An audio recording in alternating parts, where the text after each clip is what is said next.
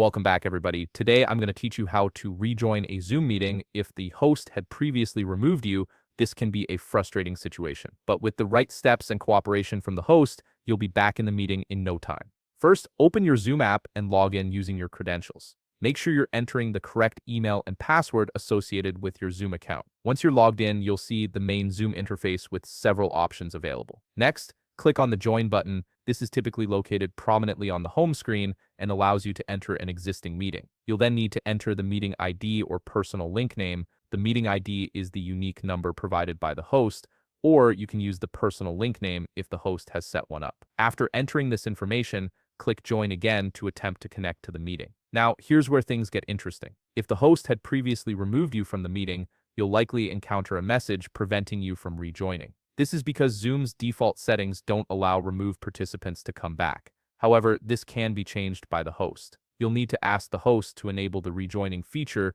by following some specific steps on their end. The host should go to zoom.com and log in using their credentials. Once they're signed into the Zoom web portal, they need to look at the left panel and click on My Account, then select Settings from the options that appear. At the top of the settings page, the host should click on Meeting, then select In-Meeting Basic. This section contains various meeting controls and permissions. The host will need to scroll down through the options until they find Allow Removed Participants to Rejoin. This toggle is what controls whether someone who was removed can come back into the meeting. The host should toggle this option on. By enabling this feature, they're essentially giving removed participants a second chance to rejoin. Once this setting is activated, you should be able to follow the initial steps, again entering the meeting ID or personal link name and successfully rejoining the meeting. And that's it. By coordinating with the host to enable this setting, you can rejoin the Zoom meeting even after being removed. If you found this video helpful, please leave a like, subscribe, and see you in the next video.